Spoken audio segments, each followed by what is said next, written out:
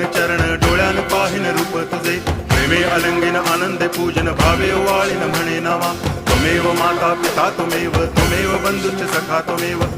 विद्या तरुणं त्वमेव सर्वं मम देव कायेन वाचा मनसेन्द्रियैर्वा बुद्ध्यात्मना वा प्रकृति स्वभावात् करोमि यद्यत् सकलं परस्मै नारायणायति समर्पयामि अच्युतं केशवं रामनारायणं कृष्णदामोदरं वासुदेवं हरि श्रीधरं माधवं गोपिकावल्लभं जानकीनायकं रामचन्द्रं भजे हरे राम राम राम